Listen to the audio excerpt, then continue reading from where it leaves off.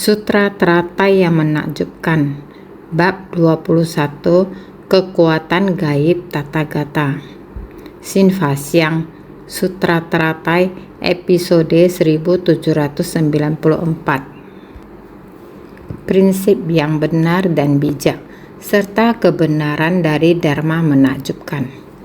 Benda yang langka dipandang sebagai berharga. Hal yang jarang ditemukan dipandang sebagai luar biasa.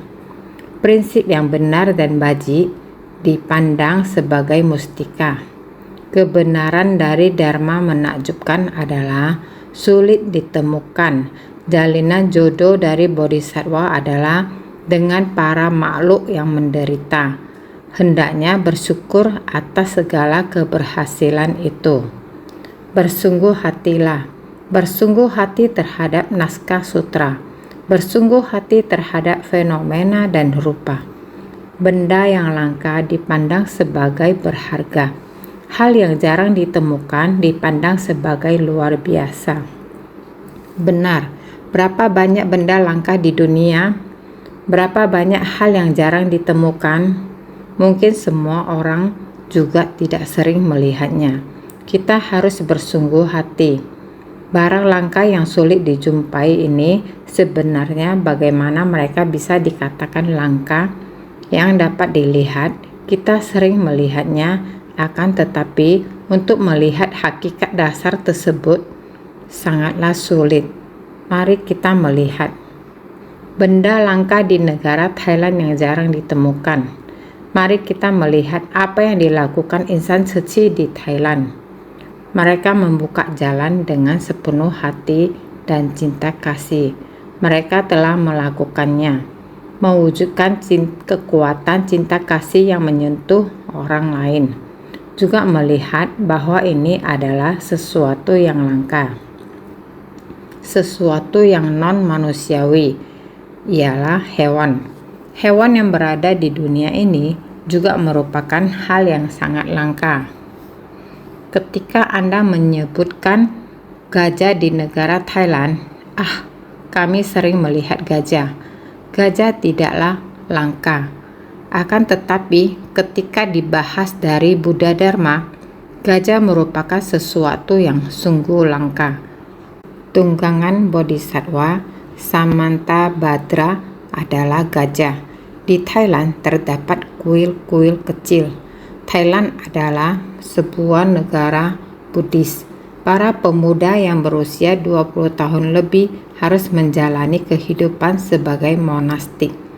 Dalam waktu yang singkat, ini merupakan salah satu peraturan Thailand. Sehingga pada peraturan Thailand, seluruh gajah yang mereka pelihara sangat dekat dengan manusia, serta orang yang memelihara gajah juga sangat menyayangi gajah. Jika pemilik ini melihat monastik, batinnya akan membangkitkan rasa yang penuh hormat, memberikan penghormatan dari jauh.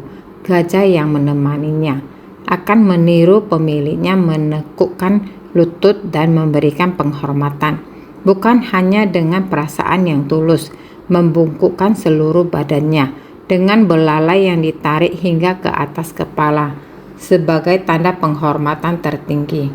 Pelan-pelan gajah ini tumbuh besar.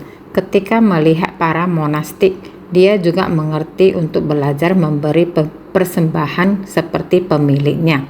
Dengan belalainya, mengambil barang persembahan dan meletakkannya pada mangkok pindapata. Satu persatu mangkok monastik, dia meletakkan persembahan ke dalam mangkok secara berurutan. Setelah memberi persembahan, dia akan kembali memberikan penghormatan. Orang-orang merekamnya menjadi sebuah video. Dari rekaman video tersebut, kita dapat melihat bahwa gajah memiliki naluri hidup, bukan hanya tata krama layaknya manusia, terutama terhadap para monastik. Ketika melihat para monastik, dia akan menekuk lutut dan memberikan penghormatan. Sungguh merupakan hal yang langka. Benda yang langka dipandang sebagai berharga. Dari sini kita dapat mengetahui Sang Buddha memberitahu kita semua makhluk berjiwa memiliki sifat kebudahan.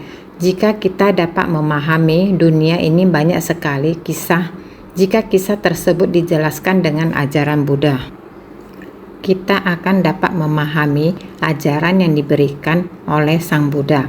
Ketika mendengarnya, merasakan bahwa hal ini sepertinya sangat langka, tetapi juga adalah sifat hakiki kebudahan. Kondisi alam semesta adalah demikian. Hukum alam, manusia memiliki sifat tatata yang alami. Hewan memiliki kondisi tubuh yang berbeda, namun juga memiliki sifat tatata alami seperti manusia. Hewan dan manusia sama-sama memiliki sifat hakiki yang murni seperti Sang Buddha, sehingga langka, sungguh sangat langka. Akan tetapi setiap orang memiliki hakikat dasar kebudahan, jadi itu juga bukan hal yang langka. Oleh karena itu, bagian ini memberitahukan kepada semua orang, benda yang langka dipandang sebagai berharga. Hal yang jarang ditemukan dipandang sebagai luar biasa. Apakah yang dikatakan bahwa ia langka? Ya, memang jarang. Sebenarnya itu adalah sesuatu yang memang sudah ada sejak awal, hanya saja jarang terlihat. Mengapa jarang terlihat? Karena kita melihat gajah hanya sebagai gajah, menganggapnya sebagai hewan, mengira ia tidak mengerti ucapan manusia, mengira ia tidak bisa melakukan apa-apa. Hanya sekedar hewan saja. Namun tidak demikian. Gajah memiliki perasaan. Ia setia kepada tuannya dan ia bekerja keras tanpa mengeluh. Lihat saja di India dan Thailand, untuk membawa beban yang sangat berat, semua mengandalkan kekuatan gajah untuk mengembannya. Jadi gajah, baik dalam lingkungan apapun ia dilahirkan, ia harus menyesuaikan diri dengan lingkungan itu, sama seperti kita manusia. Di Thailand, di taman gajah itu, gajah-gajah sering dilatih oleh manusia, hingga mereka menguasai banyak keterampilan, mampu membantu majikannya menghasilkan uang. Akan tetapi, jika mereka terlahir di alam liar, atau majikannya tidak memiliki niat lain, hanya memelihara, menyayangi, dan mencintainya. Dengan demikian, ia akan menjadi sangat dekat dengan pemiliknya. Terhadap seekor gajah yang disayangi oleh pemiliknya, secara istimewa pemiliknya membangun sebuah penangkaran, membangunnya senyaman mungkin. Pemiliknya sering mengunjungi penangkaran gajah, berbicara dengan gajah ini seolah-olah teman baiknya. Pada saat ia duduk, ia menekuk lututnya. Pemilik akan duduk di sampingnya, berbicara dengannya. Ketika pemilik berbicara dengan gajahnya, jika merasa lelah, maka dia akan merangkak menuju belalai gajah, kemudian tertidur dengan demikian. Gajah mencintainya dengan demikian. Dengan belalai gajah yang panjang, jika ia mencondongkan ke sini untuk tidur, gajah tidak berani bergerak untuk membiarkannya tidur. Jika waktunya tiba untuk bangun, maka gajah akan menggulung belalainya untuk memanggilnya untuk bangun dan kembali ke rumah. Beberapa tahun kemudian, pada suatu hari, sang pemilik tiba-tiba meninggal dalam sebuah kecelakaan. Terdapat orang yang berkata kepada gajah ini, "Ah, kamu masih di sini. Pemilik Anda sudah meninggal dunia." Pada saat itu, gajah ini mendobrak pintu penangkaran gajah, berlari sepanjang jalan menuju rumah majikan. Jenazah majikan ini sudah dibawa keluar dan hendak dibawa keluar pintu. Gajah ini melihat dari jauh-jauh pemiliknya sedang dibawa keluar oleh beberapa orang. Kemudian dari kejauhan ia mulai menekuk lututnya untuk bersujud. Ia berjalan beberapa langkah dan bersujud. Dia melakukan ini sepanjang jalan menuju pintu rumah. Semua orang bersiap untuk membawa jenazah ini keluar, tetapi gajah ini menghalangi jalan mereka dan terus menangis dalam kesedihan. Keluarga pemilik datang untuk menghiburnya. Gajah ini pun akhirnya berhenti meratap. Ketika orang mengangkat jenazah untuk berangkat, ia menggunakan belalainya untuk menghentikan orang itu. Mengangkat peti mati itu, ia mengangkat peti mati itu, kemudian meletakkannya. Semua orang mengetahui bahwa ia akan mengantar pemiliknya, menggunakan tubuh untuk membawa majikannya, mengantarnya hingga ke pemakaman. Anggota keluarga telah memahaminya, sehingga meletakkan peti mati di atas punggungnya, mengaturnya dengan baik. Ketika tutup peti diletakkan di atas peti, gajah ini bangkit berdiri, mulai melangkah mantap bersama dengan anggota keluarga, meratap sepanjang jalan. Suaranya sangat pelan, mengantarkan dengan ratapan, mengantar pemiliknya sampai ke pemakaman. Ketika pemiliknya dikuburkan, anggota keluarga telah pulang, gajah ini tetap berada di pemakaman. Demikian terus berlalu 2 hingga 3 tahun lamanya. Gajah tersebut masih menjaga tempat tersebut. Maka hewan ini adalah langka. Terlebih lagi itu adalah hubungan yang sulit diperoleh.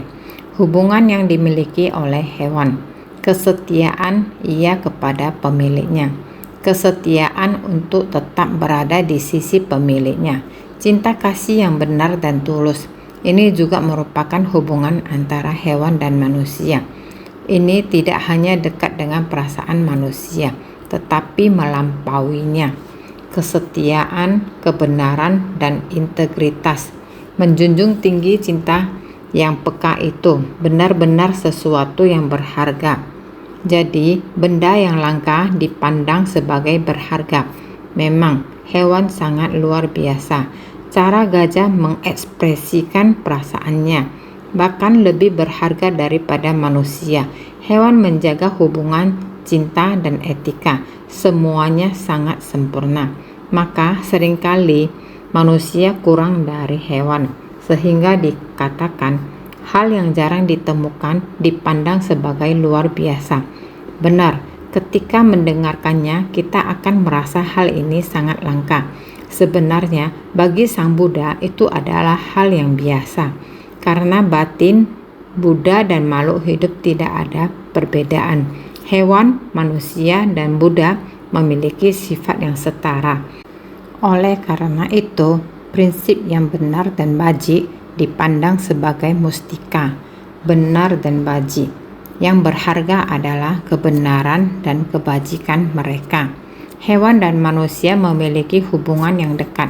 Ini merujuk kepada mustika dari kebajikan. Ini merujuk kepada prinsip sejati. Batin Buddha dan para makhluk tidaklah berbeda.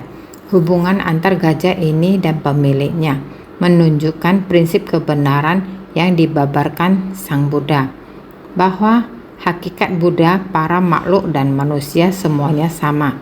Ini merupakan prinsip kebenaran sejati. Ini adalah puncak bajik dari kebenaran sejati. Dengan demikian, prinsip yang benar dan bajik dipandang sebagai mustika. Kebenaran dari Dharma menakjubkan adalah sulit ditemukan. Sungguh bukanlah hal yang mudah untuk bertemu dan melihat fenomena yang demikian. Sungguh tidak mudah bagi seseorang untuk menunjukkan kesetiaan kepada orang lain dengan etika yang demikian. Sebenarnya lebih tidak mudah lagi. Orang-orang sekarang yang ada sopan santun dan menjunjung etika atau sopan santun dari orang masa lalu mungkin sudah tidak ada lagi. Maka kebenaran dari Dharma menakjubkan adalah sulit ditemukan. Sekarang makin lama makin sulit. Prinsip kebenaran sejati makin sulit ditemukan, sangat sedikit. Orang yang memiliki etika atau sopan santun seperti ini benar-benar semakin sedikit dan langka. Kasih sayang dan etika antara ayah dan anak sekarang sangat langka. Hubungan dan etika antara guru dan murid juga sulit ditemukan sekarang. Sangat jarang bagi orang-orang untuk memiliki etika seperti ini. Sekarang prinsip perlahan-lahan memudar. Etika santun berkurang, sehingga prinsip dan etika sopan santun menjadi semakin langka. Artinya bahwa prinsip kebenaran memudar, merupakan hal yang sangat disesalkan. Oleh karena itu, jalinan jodoh dari bodhisattva adalah dengan para makhluk yang menderita. Bodhisattva datang ke dunia ini karena jalinan jodoh dengan para makhluk yang menderita. Pada tahun 2020, saat terhubung dengan Thailand, pembatasan di Thailand terus dilakukan bertahap demi tahap. Juga pembatasan dilakukan semakin ketat terhadap sekelompok orang yang usahanya tidak dapat dioperasikan, sehingga orang-orang yang mengalami kesulitan dalam hidupnya mengalami tekanan yang semakin berat, sehingga menimbulkan masalah dalam kehidupan mereka. Insan Suci mulai mengadakan penyaluran bantuan. Mereka menyiapkan lebih dari 40.000 lebih paket bantuan yang dibagi menjadi 3 tahap penyaluran bantuan. Karena jumlah insan suci di Thailand tidak banyak, mereka harus menyiapkan lebih dari 40.000 paket untuk dibagikan. Saat ini mereka telah membagikan lebih dari 20.000 paket, sehingga mereka berhadapan langsung dengan orang-orang yang menderita tersebut. Awalnya memiliki kekhawatiran akan kesulitan hidup. Hari ini masih ada makan, tidak tahu apakah besok masih memiliki bekal makanan. Insan suci datang tepat waktu untuk menyalurkan bantuan. Ketika penyaluran bantuan, setiap paket memiliki berat sekitar 17 kilo, yang di dalamnya terdapat beras, gula, minyak, garam, dan berbagai kebutuhan lainnya. Ketika semuanya dikemas, paket tersebut mencapai 17 kilo. Ketika orang-orang menerima bantuan tersebut, mereka sangat sukacita. Dari wajah yang awalnya penuh penderitaan, seketika berubah cerah ketika menerima bantuan itu dan tersenyum lebar. Inilah bodhisattva dunia. Bodhisattva muncul dikarenakan adanya makhluk yang menderita. Ketika makhluk hidup menderita, para bodhisattva akan muncul tepat waktu untuk memberikan bekal makanan selama sebulan penuh. Ketika mereka mendengar selanjutnya akan ada 2 pembagian lagi, semua orang setidaknya bisa tenang selama 3 bulan. 3 bulan hampir 100 hari. Mereka bisa merasa tenang selama 3 bulan. Ini merupakan menenteramkan kaum miskin dan membantu kaum kekurangan. Saya mendengarkannya ketika konferensi video, mendengar kisah yang mereka bagikan, menunjukkan bagaimana rencana mereka, mulai dari utara, tengah, dan barat, untuk membagikan bantuan di setiap area secara berurutan. Saya sangat tersentuh dan bersuka cita. Saya merasakan bahwa suci beserta insan suci memiliki cinta kasih yang besar.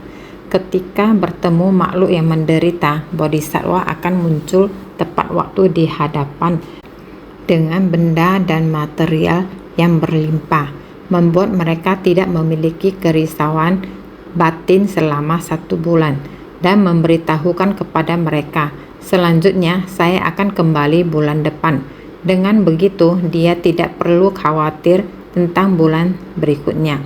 Saya juga mengatakan kepadanya, saya akan datang lagi bulan depan dan bulan depannya lagi. Jadi ada 3 kali sebulan membantu mereka. Karena diprediksi gelombang kali ini kemungkinan akan memakan waktu cukup lama. Cinta kasih insan suci sungguh merupakan cinta kasih yang berlimpah. Mereka bukan hanya menyelesaikan kesulitan untuk sebulan, tetapi juga membuatnya merasa tenang untuk bulan berikutnya, ketenangan 2 bulan berikutnya, bekal makanan untuk 3 bulan, setara dengan ketenangan hati selama 3 bulan. Inilah yang disebut cinta kasih. Bodhisattva muncul dikarenakan adanya makhluk yang menderita. Orang yang menerima sangat sukacita. Rasa syukur itu Ketika menerima barang itu, muncul senyuman, seolah-olah sangat bangga. Rasa kepuasan diri itu seperti ini membawa barang-barang itu berdiri tegak, seolah-olah telah meraih kesuksesan. Melihat hal seperti ini juga sangat sukacita. Sukacita karena insan suci ada hati yang baik. Bersukacita bagi mereka yang menderita. Sukacita mereka membawa pulang benda materi yang mencukupi. Ada beras, ada minyak, ada garam, dan gula. Ini semua bagi mereka adalah satu perolehan yang sangat besar. Oleh karenanya semua orang sangat senang, sangat sukacita setelah melihat dan mendengar sukacita. Melihat lagi di Taiwan dari utara, dari tengah, dan dari selatan, bodhisattva dari Taipei mendampingi yang datang dari luar negeri. Orang muda dari Myanmar sendirian datang ke Taipei.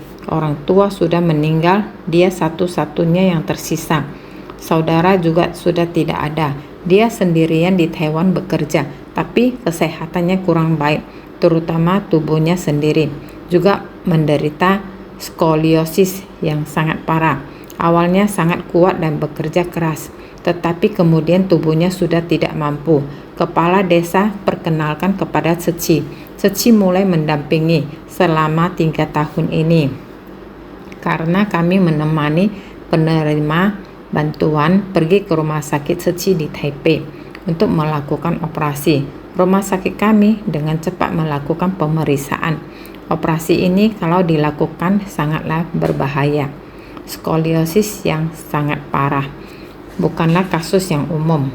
Jika mampu mempertahankan hidup, Anda harus terus seperti ini. Dia sangat bersedia dan memiliki rasa dendam. Dia mulai hidup seperti itu. Relawan Ceci tidak menyerah. Meskipun perawatan medis tidak memungkinkan, relawan Ceci terus menemaninya sepanjang jalan seperti keluarganya. Anak perempuan muda ini, dia bukan hanya tidak memerlukan bantuan materi dari Ceci, dia juga menjadi relawan bersama dengan relawan Ceci lainnya, seperti kunjungan kasih dan pekerjaan komunitas, daur ulang dan juga kunjungan medis, atau menjadi relawan rumah sakit. Dia sangat bersukacita.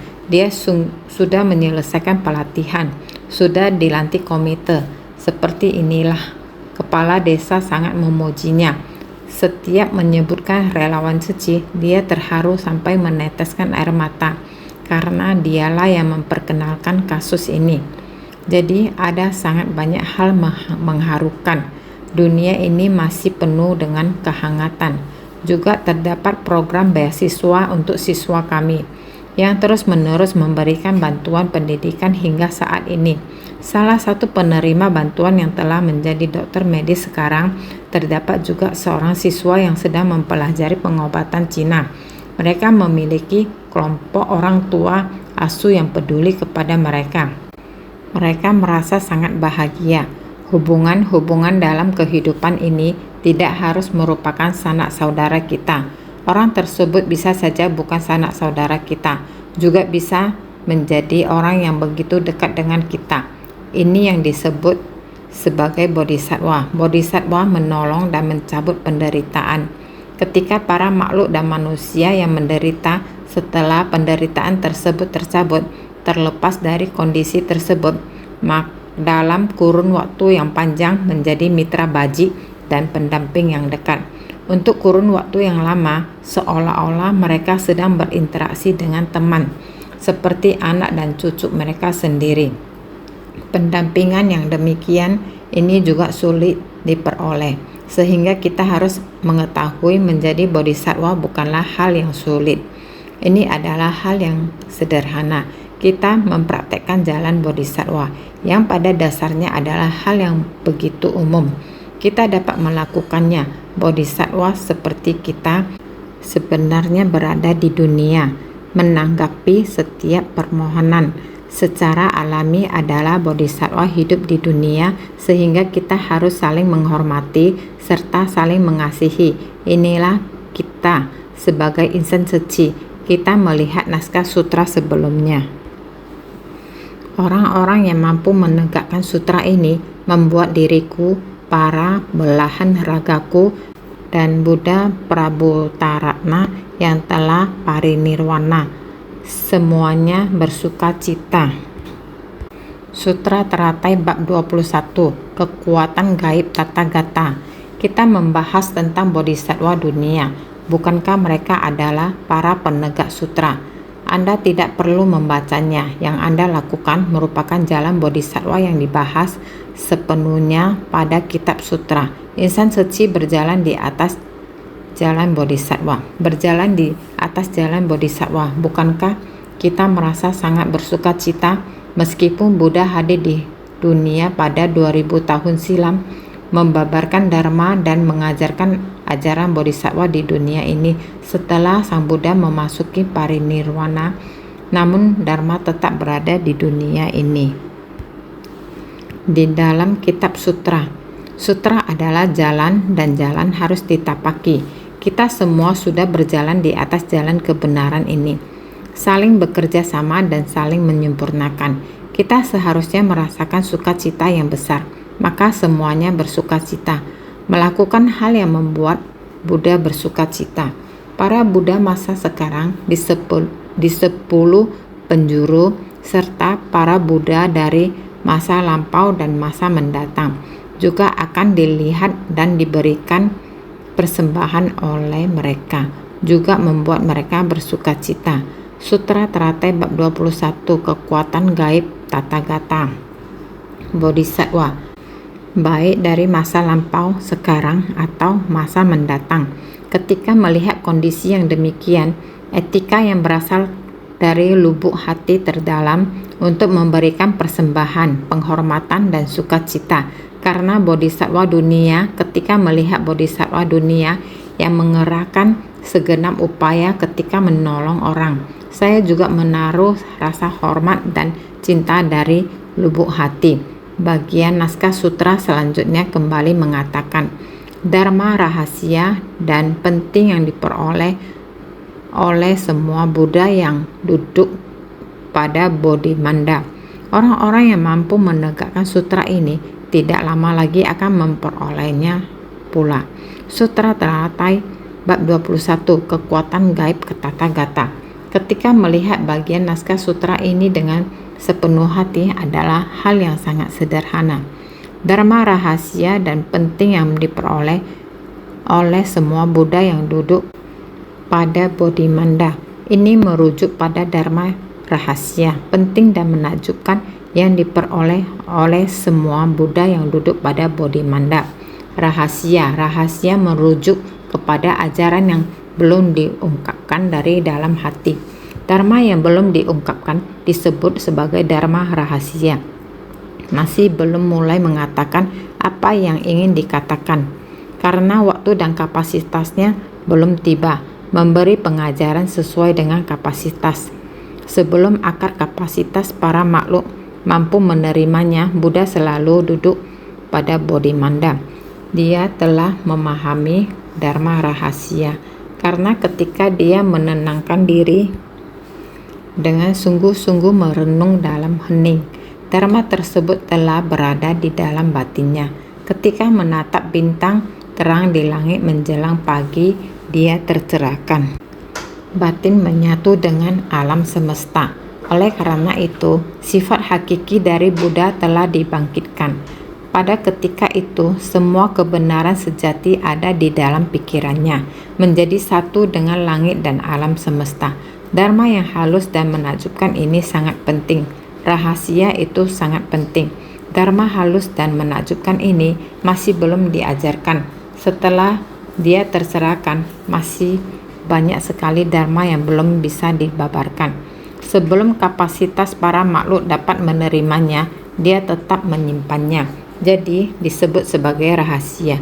Ini bukanlah sesuatu yang sulit untuk diceritakan kepada orang lain. Sulit untuk diceritakan kepada orang lain karena orang ini belum mampu menerimanya. Sulit untuk dijelaskan. Bahkan jika dijelaskan pun tidak akan mengerti. Maka disimpan dalam hati. Ini disebut dharma rahasia. Orang-orang yang mampu menegakkan sutra ini tidak lama lagi akan memperolehnya pula. Orang-orang yang mampu menegakkan sutra ini berarti sedang menapaki jalan kemudahan. Orang-orang yang menapaki jalan kemudahan tidak lama lagi juga akan mencapai jalan kemudahan. Orang-orang yang mampu menegakkan sutra ini tidak lama lagi akan memperolehnya pula. Jika kita dapat sungguh-sungguh membaca sutra ini dan memasuki sutra ini ke dalam batin kita, barulah disebut sebagai seorang penegak sutra sejati. Bukan hanya memegang sutra ini saja. Ini yang disebut menegakkan sutra. Bukan. Prinsip kebenaran agung dari sutra ini masuk ke dalam batin Anda dengan perilaku dan tindakan kita untuk bersumbangsi kepada dunia. Inilah yang baru disebut dengan penegak sutra sejati. Jika dapat demikian, tidak lama lagi akan memperolehnya pula. Ini merujuk kepada orang yang menegakkan sutra. Orang yang menapaki jalan kemudahan, jalan Buddha adalah jalan Bodhisattva. Orang-orang yang menapaki jalan kemudahan tak lama lagi juga akan mencapai jalan kemudahan. Jika Anda mengerti mempraktikkan jalan Bodhisattva secara alami dalam waktu dekat, jika Anda berjalan menuju ke depan, maka akan tiba pada jalan kemudahan. Inilah praktisi spiritual sejati. Praktisi yang mempraktikkan jalan Bodhisattva adalah terus berjalan secara tekun menuju kondisi dari kemudahan. Bagian naskah sutra selanjutnya kembali mengatakan, orang-orang yang mampu menegakkan sutra ini terhadap makna dari segala dharma, nama, istilah, dan kata-kata penjelasannya senang membabarkan semua itu secara tak berkesudahan, bagaikan angin di udara. Tiada rintangan sama sekali. Sutra Teratai bab 21, kekuatan gaib tata gata. Orang-orang yang mampu menegakkan sutra ini terhadap makna dari segala dharma, 4 kebijaksanaan tanpa rintangan adalah seperti disebutkan terhadap makna dan prinsip di balik segala dharma. Orang yang dapat menegakkan sutra ini akan memahami makna dari dharma. Ini merujuk kepada memperoleh 4 kebijaksanaan tanpa rintangan. Maka, seperti disebutkan terhadap makna dan prinsip di balik segala dharma, dapat menunjukkan satu persatu 4 kebijaksanaan tanpa rintangan. 4 kebijaksanaan tanpa rintangan, kita harus dengan sungguh-sungguh mempelajari dharma, memasukkannya ke dalam batin. Ketika kita memiliki 4 kebijaksanaan tiada rintangan, kita mewariskan dharma tanpa henti, mampu membabarkan prinsip kebenaran dari Buddha Dharma terus-menerus keluar dari mulut kita. Kita dapat mewariskan dharma, membabarkan dharma sesuai dharma tanpa terhenti. Nama, istilah, dan kata-kata penjelasannya senang membabarkan semua itu secara tak berkesudahan. Nama, istilah, tahapan, dan kata-kata penjelasan. Dalam satu nama istilah tergantung dharma tak terhingga. Dalam satu dharma terkandung makna tak terhingga. Bagaimana mungkin mampu menyampaikan kata-kata penjelasannya sampai habis? Nama, istilah, dan kata-kata penjelasannya senang membabarkan semua itu secara tak berkesudahan. Ini merujuk kepada 4 kebijaksanaan tanpa rintangan. Nama, istilah, dan gelar merujuk pada bagaimana kita melakukannya dan sejauh mana kita bisa mencapainya. Ini merujuk kepada bumi pertama, bumi kedua, 3, 4, 5, bumi ke-6, hingga bumi ke-10. Dan kata-kata penjelasan, kita dapat memahami bahwa dalam proses pelatihan diri dimulai dari bumi sukacita. Saat kita merasa sukacita mendengar dharma dan mulai mendalaminya setahap demi setahap, semakin lama semakin dalam. Dalam satu nama istilah terkandung dharma tak terhingga. Dalam satu dharma terkandung makna tak terhingga. Hanya dengan satu kalimat saja, kita bisa mengatakan lebih banyak kepada orang lain. Ini merupakan 4 kebijaksanaan tanpa rintangan, dapat memahami banyak prinsip kebenaran dengan jelas. Dalam satu kalimat sederhana terkandung makna tanpa batas. Sebelumnya, di dalam sutra makna tanpa batas pernah dikatakan bahwa Bagaimana mungkin mampu menyampaikan kata-kata penjelasannya sampai habis? Tidak dapat dijelaskan sampai habis. Dharma sangat mendalam. Di dalamnya terdapat prinsip kebenaran yang agung. Maka jika kita dengan sungguh-sungguh mendalami dan menegakkan sutra secara alami, akan memperoleh 4 kebijaksanaan tanpa rintangan. Bagaikan angin di udara, tiada rintangan sama sekali. Karena telah bertemu prinsip kebenaran, mereka memahami dengan baik akan makna dharma. Segalanya dipahami jelas tanpa keraguan sama sekali, seperti angin segar yang berhembus di angkasa. Angin tiada berbentuk dan angkasa tiada berwujud. Subjek dan objek adalah kosong keduanya, makanya tiada rintangan. Bagaikan angin di udara, tiada rintangan sama sekali. Bagaikan angin di udara tiada benda apapun yang bisa merintangi, karena telah bertemu prinsip kebenaran. Karena kita telah melihat prinsip kebenaran, terlebih lagi ketika kita melihatnya, kita memiliki cara untuk memiliki pengertian yang baik akan dharma yang terkandung di dalam pengertian yang baik. Prinsip kebenaran di dalamnya kita dapat memahami seketika saat melihatnya, memahami isi yang terkandung di dalamnya. Jadi segala dipahami jelas tanpa keraguan sama sekali. Tiada keraguan sama sekali saat melihat dharma. Jadi seperti angin segar yang berhembus di angkasa. Angin tiada berbentuk, tiada berwujud, namun berhembus dengan bebas di udara. Angkasa tiada berwujud. Subjek dan objek adalah kosong keduanya. Subjek dan objek keduanya kosong, tiada materi, dan sehingga harus bagaimana? Mengapa terjadi hal ini? Wujudnya berbentuk seperti apa? Sungguh seperti itulah. Ada yang sejak awalnya memang tidak ada. Jika tidak ada kekosongan ini, bagaimana mungkin ada eksistensi? Semuanya harap bersungguh hati memikirkannya. Sehingga angkasa tiada berwujud, subjek dan objek adalah kosong keduanya, maka tiada rintangan. Marilah kita renungkan dan pikirkan beberapa kalimat ini. Bagaikan angin di udara, angin adalah perumpamaan untuk membabarkan dharma.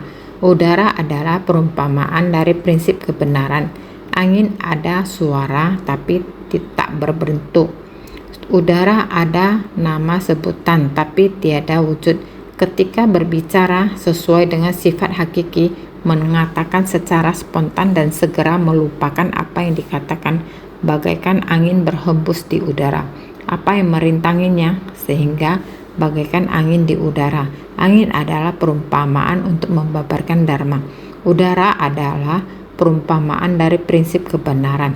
Angin ada suara tapi tak berbentuk. Udara ada nama sebutan tapi tiada wujud. Ketika berbicara sesuai dengan sifat hakiki, mengatakan secara spontan dan segera melupakan apa yang dikatakan, bagai angin berhembus di udara. Apa yang merintanginya? Buddha mengatakan terdapat dharma yang tidak dibabarkan, tetapi dharma yang dapat dibabarkan. Ini merujuk kepada dusta, prinsip yang sama, sehingga dapat diucapkan tetapi tidak dapat diterapkan. Bisa disampaikan, tidak bisa diterapkan. Singkatnya, kita dapat mengerti, paham, mengetahui, kemudian memahaminya secara tepat. Setelah memahaminya, kita mempraktikkan dalam tindak nyata. Tanpa rupa dari ruang ini, kemanakah kita bergerak? Selalu terdapat ruang yang memungkinkan kita untuk bergerak. Terdapat ruang yang memungkinkan kita untuk bertindak. Bagai angin berhembus di udara, apa yang merintanginya? Tidak ada yang dapat merintangi. Semua orang bersungguh hati. Meskipun harus lebih bersungguh hati ketika membahas bagian naskah sutra ini, bukan hanya mengambil kata-kata untuk menggambarkan berbagai hal yang sebenarnya terletak di luar kata-kata, maka kita harus lebih hati-hati. Ketika mendengar gajah memiliki rupa dari gajah yang memiliki Perilaku yang demikian merupakan hal yang luar biasa. Ini juga harus dihayati dengan sepenuh hati. Maka di dunia ini tidak ada sesuatu hal yang langka. Dunia juga tidak ada sesuatu yang tidak langka, sehingga seluruh benda. Gajah yang memiliki bentuk tentu memiliki prinsipnya tersendiri. Benda yang kosong tentu memiliki eksistensi dari rupa dan menetap. Tanpa rupa dari ruang di manakah Anda duduk, kemanakah Anda berjalan, harus terdapat ruang sehingga dapat memiliki arah dan tujuan. Tanpa ruang maka tidak akan ada arah tujuan. Maka jika kita dapat memahami prinsip kebenaran ini, memahami segala sesuatu dengan jelas, singkatnya harus mendengarkan Dharma dengan sepenuh hati, harus senantiasa bersungguh hati.